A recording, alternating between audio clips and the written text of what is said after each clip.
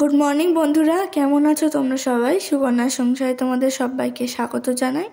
আজকে দেখো ভোরবেলায় বসে আছি, এখন 6:30 মতো বাজছে। তো অন্যদিন এই সময় আমি ঘুম থেকে উঠি, কিন্তু আজকে একটু ভোরবেলাতেই উঠেছিলাম 5:30টায়। আজকে অনেকটা চিন্তা নিয়ে সারাদিনটা কাটিয়েছি। তো সকাল সকাল খুব চিন্তা হচ্ছে, উঠে পড়েছি। কেন হচ্ছে সেটাও বলি, আর এত সকালে আমার বোন কেন আমার বাড়িতে সেটাও বলি। তো কাকার হচ্ছে আজকে অপারেশান, তো কাকা নার্সিংহোমে ভর্তি হলো, তাই জন্য আমি ভোরবেলা উঠে পড়েছিলাম কাকার সঙ্গে যাতে দেখা করতে পারি। আর বোনের বায়না, ও একা বাড়িতে থাকবে না, কাকার সাথে কাকিমাও গেছে বাড়িতে, কাকা দাদু দিদা আছে। তো বোন বাড়িতে এখন থাকবে না, তাই আমার কাছে চলে এসছে। তো একটু এখন বসুক, তারপর খাইয়ে দাইয়ে ওকে পড়তে পাঠিয়ে দেবো, টিউশন যাবে। আর ওদিকে টিফিনের জন্য একটু তরকারি বসালাম, আর আমি এখন ওপরে এসেছি। ওকে আজকে একটু বেলায় পড়াবে। এই চাদর পেতে না আমি এখানটায় বসে থাকি, ঘরের সামনেটা প্রচণ্ড হাওয়া দেয়, তো সেটাই গুছিয়ে নিচ্ছে। আমি এখন ওপর ঘরগুলো একটু পরিষ্কার করবো, মুছবো, তাই জন্য এসেছি। তো এদিকে বারান্দা থেকে শুরু করে বারান্দা ঘর সিঁড়ি সবটাই পরিষ্কার করে নেব।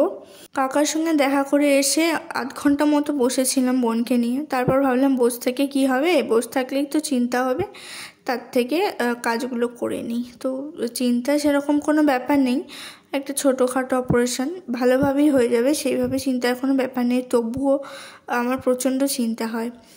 তো যারা আমার আপনজন, যাদের সঙ্গে আমার অ্যাটাচ, আমি প্রচণ্ড ইমোশনাল, তো সেই কারণে চিন্তা হয়। তো যাই হোক, আমি এখন পরিষ্কার করছি ঘরটা। আর বোন যেহেতু ছিল, আমাকে বললো দিদিভাই তুমি তো ঘর মোছার সময় ভিডিও করতে পারো না, দাও তোমার ভিডিওটা করে দিই। তো যাই হোক, ও এখন ভিডিও করে দিচ্ছে, আর আমি এখন সবটা মুছে নিয়েছি। আবার জলটা পাল্টে এনে সিঁড়িগুলো পরিষ্কার করব।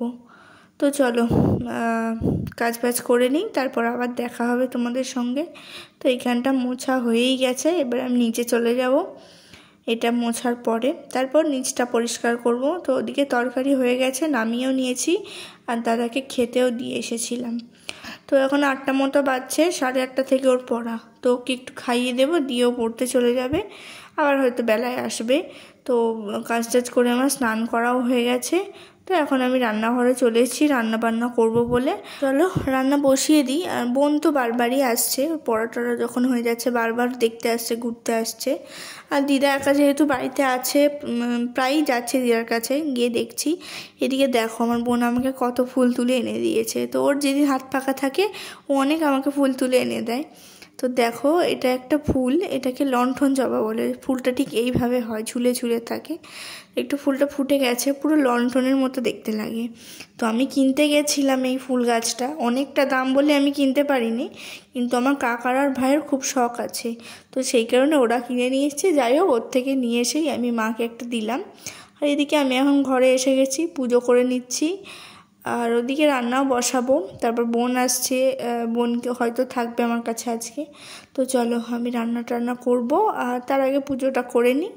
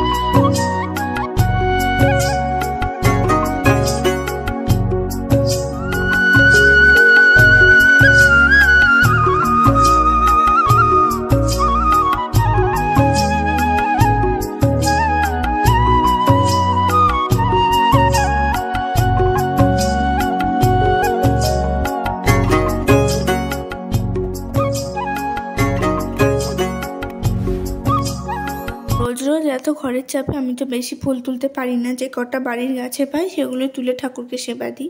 তো যেদিন বোন একটু বেশি করে ফুল তুলে এনে দেয় সেদিন কিন্তু সুন্দর করে সাজিয়ে পুজো দিই।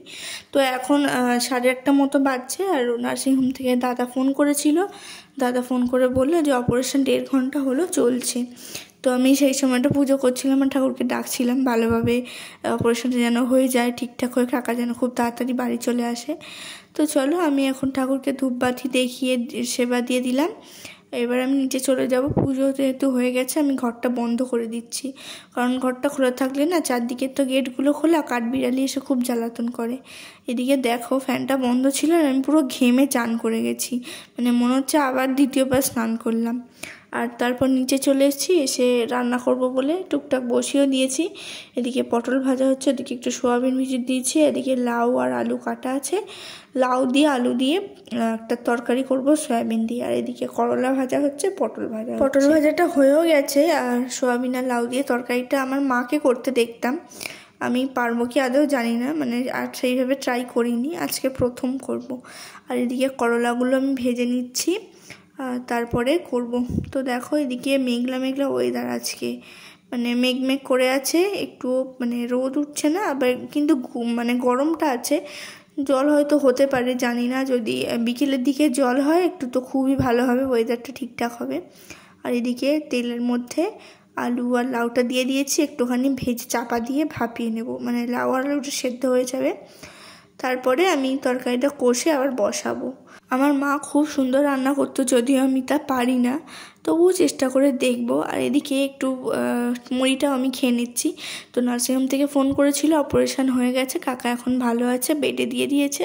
তো সেই সব খবর টবর শুনে আমি ভাবলাম ঠিক আছে এবার তো খাওয়া দাওয়া করে নিই। তো কুমড়োর তরকারি মুড়ি চানাচুর নিয়ে নিয়েছি, এদিকে লাউ আলুটাও ভালো করে সেদ্ধ হয়ে গেছে। এটাকে নামিয়ে এখন অফ করে দিলাম, আমি মুড়ি টুড়ি খেয়ে আবার বসাবো। তো রোজের মতো আবারই এই ওপরের আমার ঘরের সামনে ফাঁকা একটা জানালা আছে, তো ওখানে একটু বিছানার মতো করে আমি বসে মুড়ি খেলাম। আর তারপর নিচে এসে আবার রান্নাটা করে নিচ্ছি, রান্না যেহেতু হয়েই এসছে, খালি তরকারিটা করব। আর যে সোয়াবিনটা ভিজে দিয়েছিলাম সেটা কুচো কুচো করে কেটে নিয়েছি, আর নিয়ে আমি সোয়াবিনটা একটু ভালো লাল লাল করে ভেজে নেব, একটু নুন আর হলুদ দিয়েছি অল্প করে। তো ভালো করে আমি ভেজে নিয়েছি, সোয়াবিনটা ভেজে নেব আর তারপরেই তরকারিটা সাঁতলে দেব। তো চলো 11টা মতো বাজছে, যেহেতু সকাল সকাল সব কাজ হয়ে গেছে, ভাবছি একটু সেলাই করব। তাই চলো তরকারিটা বসিয়ে নিই। এদিকে একটু পেঁয়াজ কেটেছি, আদা কেটেছি, রসুনটা বাড়িতে নেই তাই দিলাম না, আর একটু পেঁয়াজ দিয়ে দিলাম। পেঁয়াজ দিয়ে তারপর আদা দিয়ে নিয়ে মানে সাধারণ মশলা দেব, এই যে আদা বাটা দিয়ে, আর তারপর সাধারণ যে মশলাগুলো থাকে নুন, হলুদ গুঁড়ো, কাশ্মীরি লঙ্কা গুঁড়ো, ধনে জিরে গুঁড়ো, সেগুলোই দিয়ে দিলাম। দিয়ে একটু ভালো করে কষে নেবো, একটু তেলটা ছাড়বে। আর তারপর তো একটু সস দেবো, যেহেতু টমেটোটা আমি ব্যবহার করি না, তো একটু সস টস দিয়ে ভালো করে কষিয়ে নেব। তারপরে আমি তরকারিটা দিয়ে দেবো, মানে লাউ আর আলুটা যে সেদ্ধ করেছিলাম সেটার মধ্যে দিয়ে দেবো। দিয়ে তারপর হয়ে যাবে, একটু ফুটবে, তারপর শেষে একটু গরম মশলা দিয়ে দেবো, কমপ্লিট হয়ে যাবে।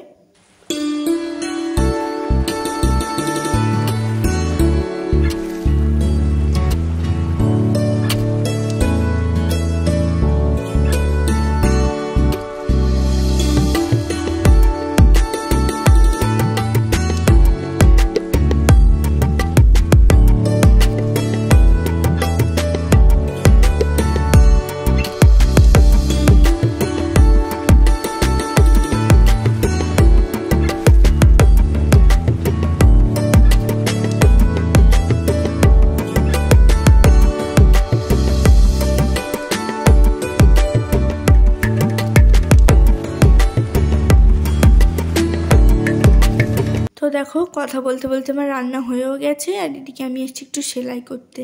তো কী সেলাই, এটা হচ্ছে একটা লুঙ্গি, কাকারই লুঙ্গি। তো কাকিমা দিয়ে গেছে, বলেছে কাকা ছুটি হয়ে এসে বাড়িতে পড়বে, তো সেই কারণে লুঙ্গিটা আমাকে সেলাই করতে বলেছিল। তো আমি যেহেতু বসেই ছিলাম ভাবলাম করে দিই, কাল পরশু করে কাকার ছুটি হয়ে যাবে, কাকা বাড়িতে এসে পড়তে পারবে। আর সেই জন্য মেশিনে বসে গেছি, আর ম্যাচিং সুতো বার করলাম, সুতো বার করে মেশিনে পরিয়ে আমি এবার এটা সেলাই করে নেবো। তো প্রচণ্ড গরম লাগছে, চলো সেলাই টেলাই করে নিই, দিয়ে তারপর একটু রেস্ট নেব, তারপর খাওয়া দাওয়া করবো।